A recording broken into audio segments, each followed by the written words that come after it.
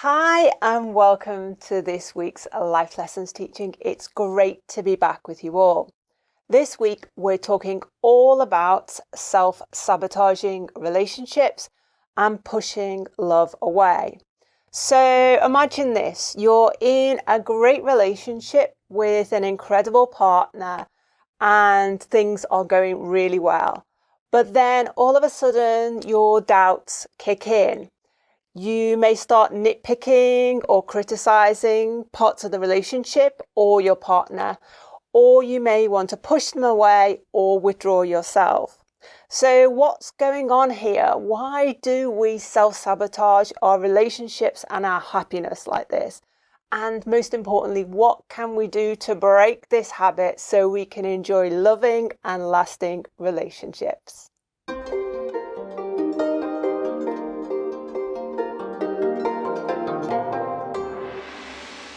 Okay, David, so as a relationship therapist, how common is this self-sabotaging behavior? Well, it's very common. It's something you see quite regularly. And so when someone comes to you and they're having difficulties in their relationship, how do you know that some self-sabotaging is going on? What are the signs and symptoms? Well, I would guess the main signs is what we call CCJ. Criticizing the partner's actions, criticizing themselves, comparing themselves, thinking that they're not as beautiful as they were, or they're getting fatter, or they're getting thinner, or they're looking at the partner and seeing that he's not perhaps the full package that they thought he was going to be, or he or she was going to be.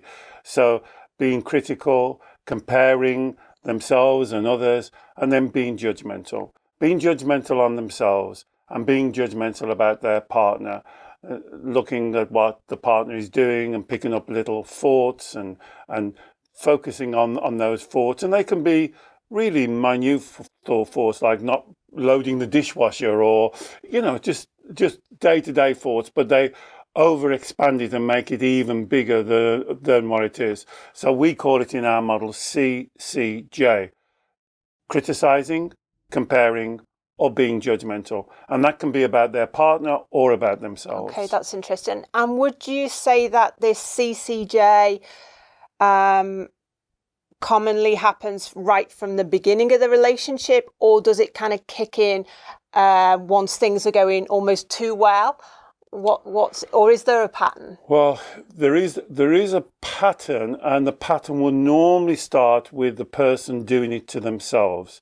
So it will be something they'll be CCJing really all through their life, right from the time that we call the inner child, straight through school, not being part of the in crowd, not being liked by others. They'll use words like "I was rejected." They'll start to say things like what we call the three lies. You know, the three lies: I'm not good enough, I can't cope, I'm unlovable, unworthy. So what normally happens is that the CCJing is happening before they go into a relationship. And then as they step into the relationship, they misguidedly believe that the relationship is going to solve all of these problems, because they believe that the problems are external, outside of them. And then when the relationship doesn't solve the problem, when they go over the honeymoon period, that first 3-6 months where everything's exciting and new and different and it settles down, then they start to think, oh, well, look, I'm still experiencing these red light feelings. It must be the relationship. So it's always looking outside. If I was a bit better, if the relationship was better, if my partner was better, if we lived in a better house, if we had more money, if we had a better car, can be anything and everything, really. Okay, so what I'm hearing here, David, it's almost like we already have this CCJ habit, and we're doing it on ourselves. And then once the honeymoon period is over, as you say, once the excitement is over and you're in a more stable relationship and the relationship becomes more of the pattern of who you are, then you start imposing the same CCJ habit on your partner or on the relationship in terms of your expectations and seeking perfection and all the stuff we talk about on our other videos. Exactly, because the CCJ is like a paradigm, it's like a model, it's like a filter, and everything is going through that filter. And I say, for the exciting part, when you meet somebody fresh and it's all new and everything's new and you're getting to know them, they're getting to know you, you're doing exciting things, you're cooperating. And then it's all, the CCJ kind of goes in the background. It's there and you'll be doing it on yourself. Do I look good? Is he attracted to me? Is he looking at someone else? Or is she looking at someone else? Is she going to dump me? And all that type of stuff. But it won't be so strong. And then as the relationship settles into kind of a pattern, then the CCJ starts to raise his ugly head and it starts to become more powerful in your mind. The filter starts to happen much stronger. And so do we know, are we consciously aware that we are doing this self-sabotaging behavior or not? Yes, I believe that we are aware. That's a good question, because then we're going to what a lot of my clients say, well, it's in my subconscious mind. Oh, I don't understand it. Oh, it's so deep, I don't know I'm doing it. And that's what we work on. And it's quite a challenging issue to work on, to understand that your subconscious mind is around 95% of your actual mind.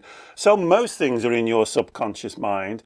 And so being in your subconscious mind, that's why I don't particularly like the word subconscious, because the word sub for a lot of my clients means they can't do anything about it. It's written in stone, it's engraved, it's it's entrenched. I hear all these words every day. Oh, I can't touch it. And so what they believe is that it's there, they know it's there, and then they'll use words. Have you used these words? It's part of my nature. It's what my mum did. I can't help doing it. I've done it before I've realized I've done it. It's a habit, as Alex says. Remember, a habit is a choice set on default. Mm-hmm. And all of these comes down to one of the most important spiritual teachings, self-responsibility. There's no way you can get around not taking responsibility for what you believe. I accept 100% that this belief may have been formed in childhood. I think the ages of 6 to 9 is very relevant, not exact, but very relevant. But because it was formed in those times, does not mean it's untouchable. Does not mean that we can pull it out. And we sometimes have to pull it out kicking and screaming, but it's there.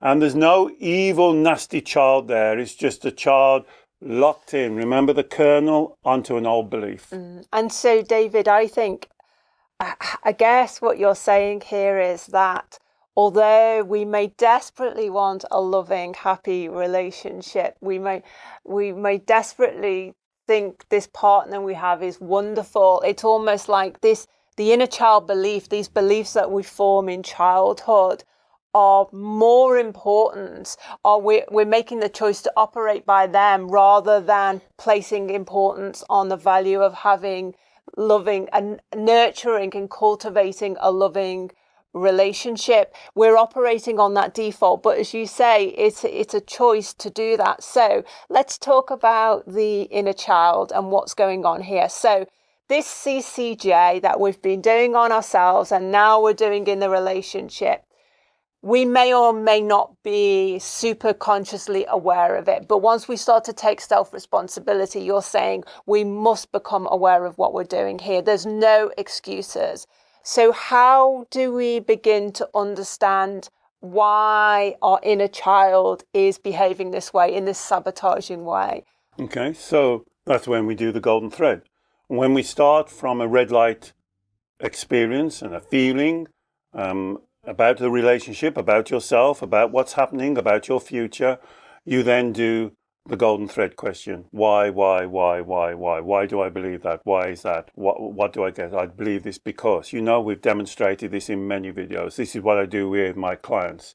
Extremely challenging to do it on your own, but it can be done on your own with practice. And then you'll get down to one of the 3 lies. I'm not good enough. I can't cope. It's all too much for me. I'm unlovable. I'm unworthy. I don't deserve. This is what I heard just yesterday. I don't deserve a good relationship, David. A relationship always goes wrong. And so you'll get down to those 3 lies. And remember the teaching. When you get down to the 3 lies, then start the golden thread again. Why do you believe that you're not good enough? Why do you believe you don't deserve a good relationship? So you keep on doing the golden thread, maybe twice, maybe 3 times, and you want to get to what I call the fountainhead, the core. Where did you learn that from? Because you wasn't born with that belief. Where did that belief come from? And it will normally come from somebody directly saying it to you, someone in authority, parent, teacher, guardian, carer, or what I would think is about 50-50, what you believe they believe by their actions. So they've done something, acted in a way, been angry, been upset, gone through a divorce, and you then make an assumption. They only do that because they don't love me. They only do that because they don't care for me. They only do that because I'm not worthy. They must think I'm not worthy. Therefore, I'm not worthy. Nothing can be farther from the truth. You have to go back and interrogate the source, the value that got that. Is this parent, is this father, is this mother, is this teacher, are they the fountainhead of all knowing? And some of my clients will say, yes, my mother is all-knowing. My mother, my father is next to God. When my father says something, I cannot be challenged. Now, come on. Surely that can't be right, because they're just a human being like you, like me. And if you're parents now, and like I'm a parent, ask yourself, is everything that you've done to your child absolutely correct? Is everything you've said to them in the right way? Is everything that you've done and demonstrated to them something that they should build the rest of their life on?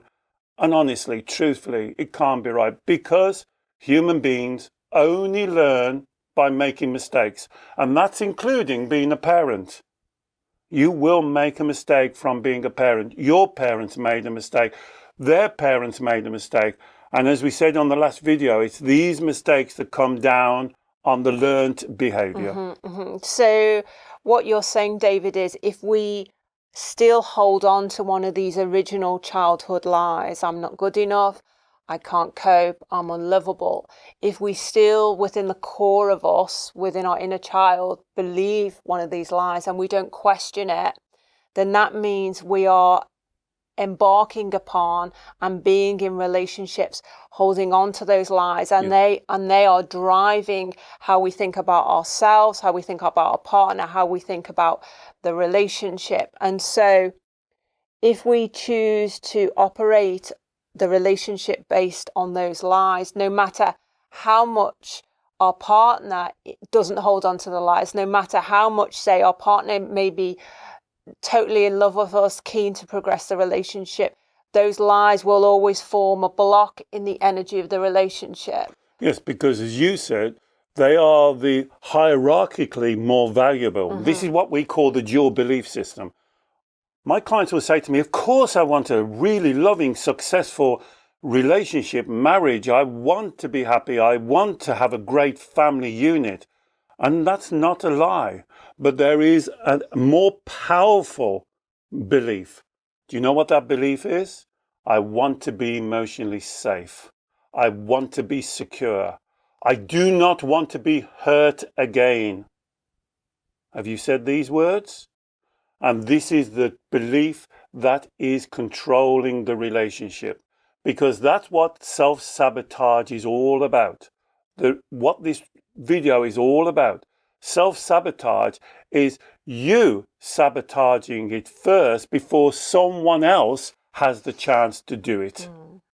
Because why would you do that?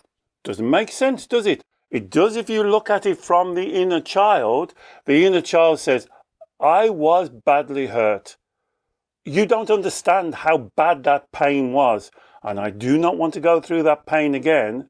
So I do not want to put myself in a position, here's what I hear, I do not want to be vulnerable to be hurt by this person. Even though this person is displaying a lot of good qualities, you know what? I've copped onto a couple of other things that she or he is not doing. So I now are projecting ahead negatively and think, this could go down the pan. So let me get myself prepared. Let me now set up a strategy that if it did happen, then I'm prepared. Or if it's going to happen, let me be in control of the breakup. Let me be the instigation. So then I am not hurt so badly. So there is the fundamental misunderstanding. And that's why it goes right back down to the inner child. And I suppose, David, this is why sometimes the self-sabotage isn't so much of a problem at the beginning of the relationship when everything is kind of light and not so serious. But as soon as things start to get a little bit more serious, maybe your partner wants commitment, or you're talking about having children, or you're talking about buying a house together, or anything which is a kind of an upscaling of commitment. Often that is when these inner child fears and the need for self-protection and self-preservation click in. Well, that's exactly right. When the inner child, when that part of your mind that we're just giving a label, you could call it your emotional mind, you could call it the inner child, you could call it fish and chips. It doesn't really matter. It's just a label. The inner child, I believe, is a good label because it acts like a child. So as Alex just explained, if you're concerned about being emotionally hurt, externally, you're misunderstanding the lesson, which we'll talk about here in a moment. Then the inner child flashes up the red light. You could call it fear. You may call it anxiety. You may call it vulnerability. That's why I don't like using those words, because it creates another level of confusion. Just call it, I am now creating a red light about getting a mortgage with you, having children with you, getting married to you, committing to you long term. Whoa, there's loads of red light feelings there. Now you can just say, okay, so why am I choosing to create a red light? Why? There's the golden thread. And you'll see, and Alex said something a few videos ago, it's such a wonderful explanation of the golden thread. It's like following the breadcrumbs. You're following the breadcrumbs down, and the breadcrumbs will always take you down to that childhood of what happened there that you haven't resolved. Some people say healed. You haven't healed that trauma. Some people call it, I call it a life lesson. There's a life lesson there, maybe 1, 2, or 3 life lessons that still need to be resolved. And so if you're watching this at home, either maybe you can recognize some of these things going on for yourself, or perhaps even you can recognize that your partner or past partners have also demonstrated similar behaviors, or similar, almost like out of character from one thing. At one point everything was great, but then all of a sudden the attitude changed. Please do comment below and share your experiences with us.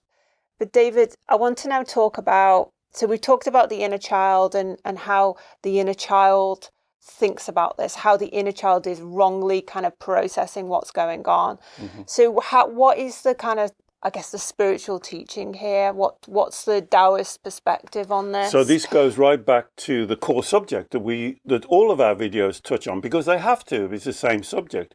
You are the creator of your emotions. You are not the victim.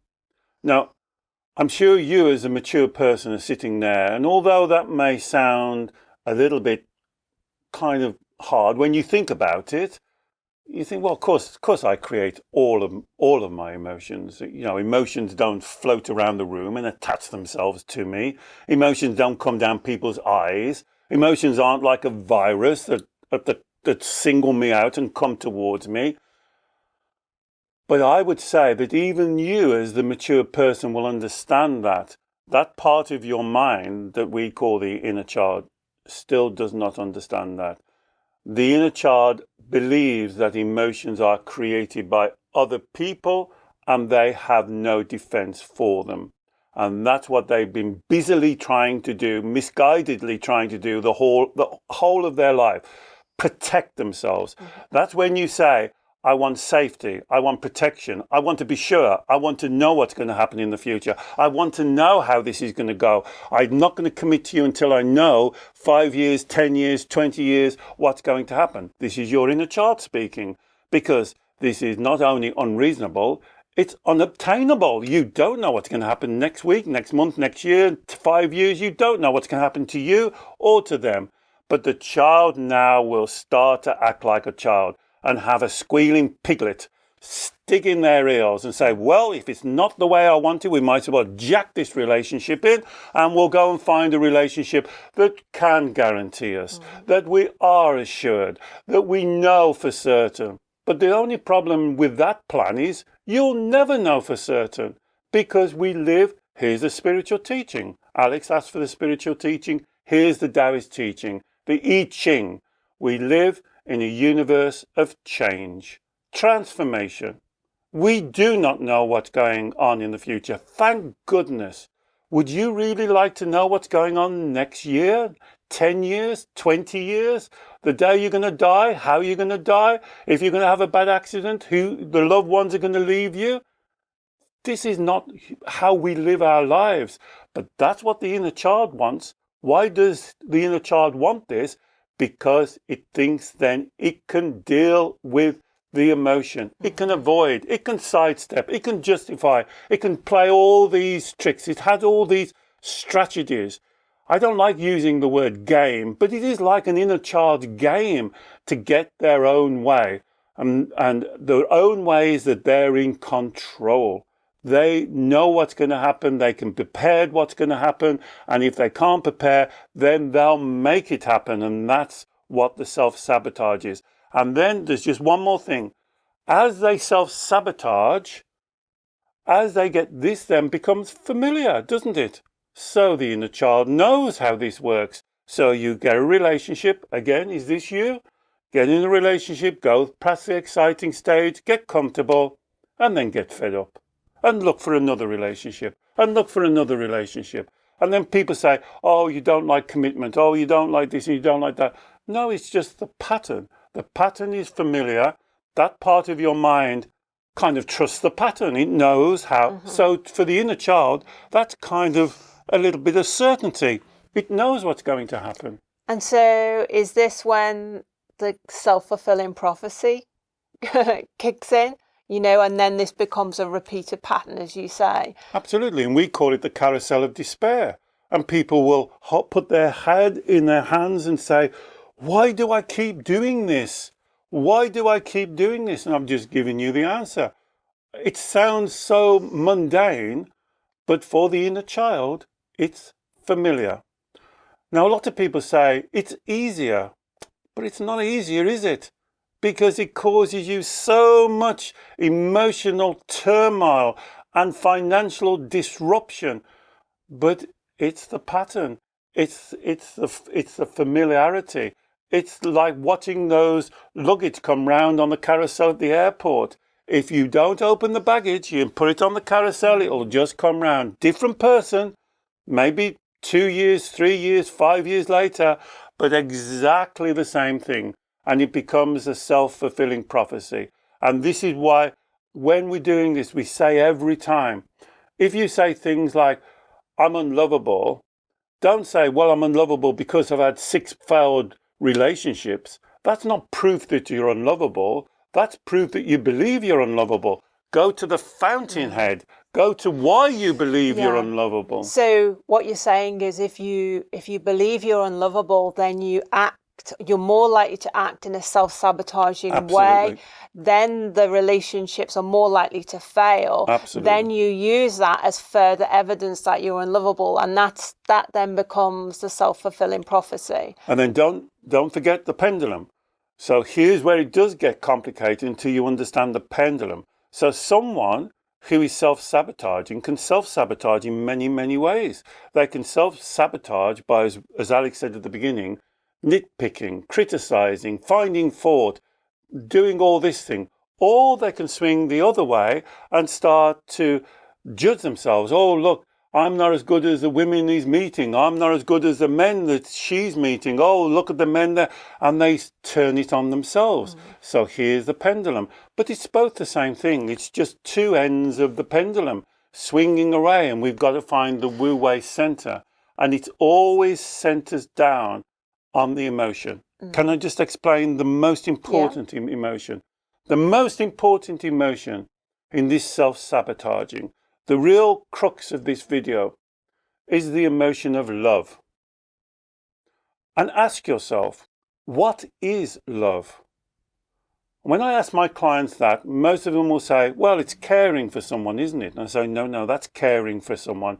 It's being compassionate, isn't it? No, that's being compassionate. Well, it's, and they'll give me all of these other words to describe love. And if you think about it, love is a feeling, an emotion.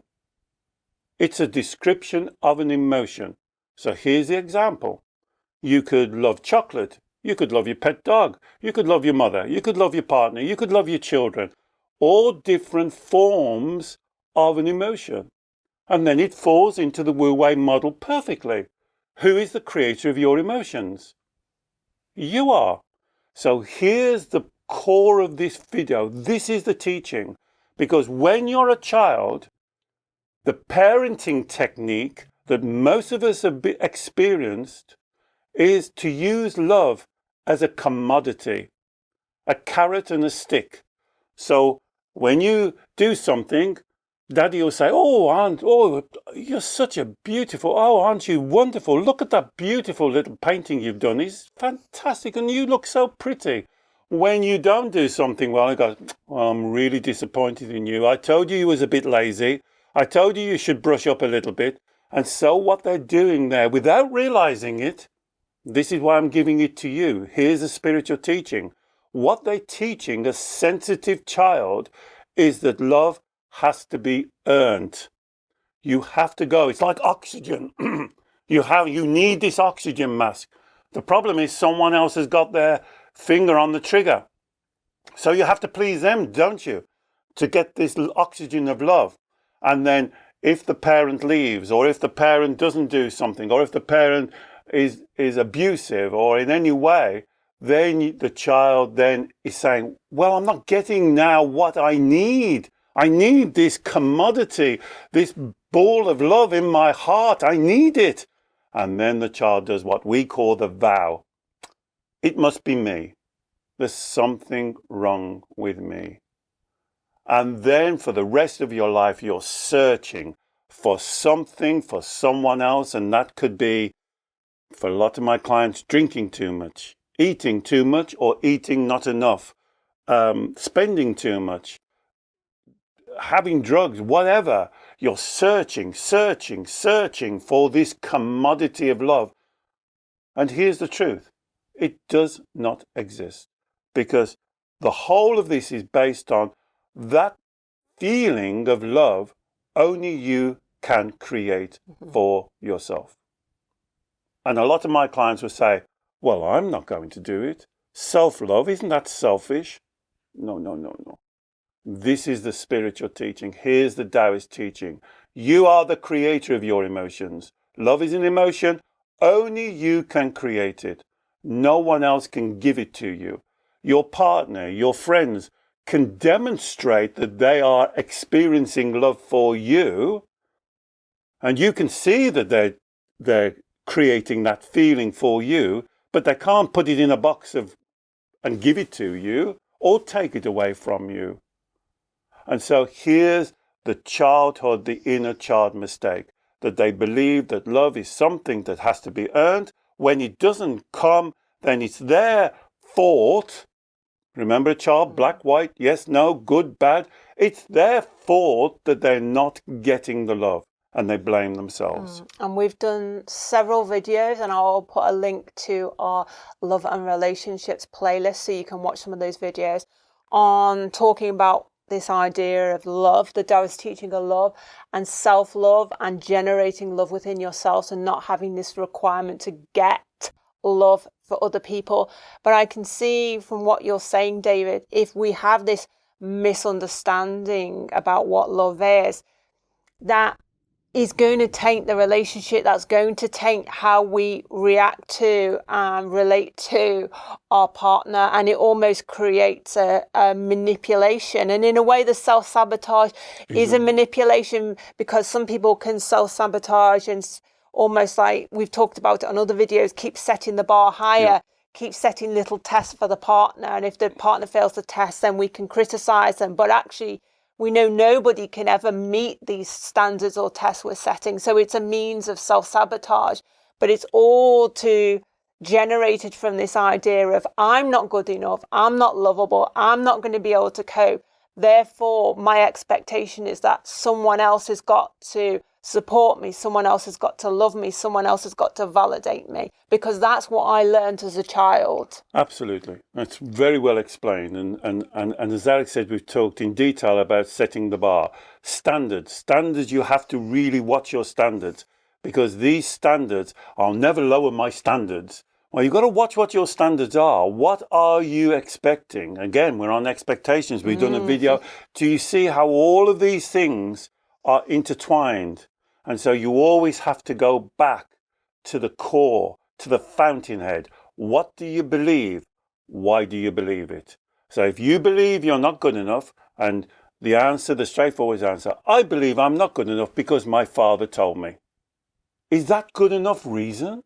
Do you believe everything that your father said? When I say that to my clients, they laugh at me and they say, of course I don't believe everything my father said. He had emotional problems of his own. I said, well, why do you believe this one then? That's the key. What do you believe? Why do you believe it? Always do the golden thread. Go back to the fountainhead, where it started. CCJ, why are you criticizing, comparing, being judgmental? Shall I tell you? Because it was done on you. That's the number one reason. Because you believed or actually experienced your parents, your carers, your teachers criticizing you, comparing you, being judgmental about you. And now you're copying. And I will see it in all of my clients. What they experienced as a child, they have now developed, and they're doing far worse on themselves. And that CCJ is so powerful that if you fall into that, if you're doing that, ask yourself, what is the benefit here? Name one benefit of criticizing, compare. Well, here's one I heard just yesterday. Well, you see, David, I have to do that. Okay, why? There's a belief. She said, you're right, I do it, and I do it for a reason. Great. What's the reason? Because I'm lazy. I said, well, now give me the golden thread on why you're lazy. She found it very difficult, very challenging. She got upset as I was doing it. And you know where we ended up? Her mother told her that she was lazy. So the source of all of this comes right down to that one incident. But unless you do the golden thread process that we teach to peel back the layers, you may get to the belief, I'm lazy, but unless you dig down and find that original point in time that the child planted the seed of that belief based on what someone else said to them or what someone else did or didn't do to them, normally a parent, you can't begin to do the inner child work that we talk about in all of our videos. And I will put a link to our inner child video playlist for you as well. That you have to teach the child a life lesson that you are not lazy, you are lovable, that you are enough, that you can cope. These are the life lessons that we need to teach the child, that you need to teach your child through the inner child reparenting processes we talk about in lots of our videos. So to summarize, David, we're talking about it's a habit, but it's a choice. Yes. This self-sabotaging behavior is a choice. Yes. It's something that started from a misunderstanding in our childhood. Yes, an unresolved life lesson. Yeah. The child is wanting to protect itself. It wants certainty.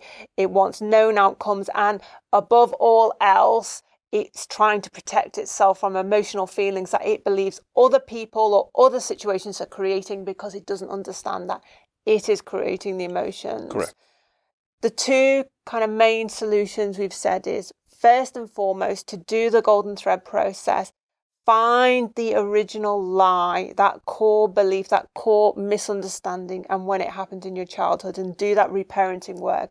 And the second great point and teaching really from this video is get really clear and authentic on what love actually is. Absolutely. Watch those videos we've done on self-love and what love is, because so many people have the fundamental misunderstanding about that, which is totally affecting how they think about themselves, their partners, and their relationships. Absolutely. And so I hope you've got lots of practical information and insights from this video. Please do comment below if you have. Next week, we are doing a follow-up video to this because it's a kind of really important question that springs from the self-sabotage teaching. And that is, how do we know when we are self-sabotaging our relationships in the way that we've talked about today, or if there is actually a real problem with the relationship or our partner that does authentically need to be addressed? So we're going to be looking at that choice, that difference, and essentially answering the question, how do you know? How do you know what's going on and what is the authentic way forward? So we'll be covering that in next week's video. If this video has helped you, please do share it with someone else who you think would also benefit. If you are interested in working one-to-one with David on any of the topics we've talked about today, David works by video call every week with clients all over the world, and I will put more information on David's sessions below. And finally, if you don't already subscribe to our YouTube channel, please do so and click the bell notifications button when you subscribe, and you'll get a little email notification every time we produce a new video. We look forward to seeing you next week. Bye-bye.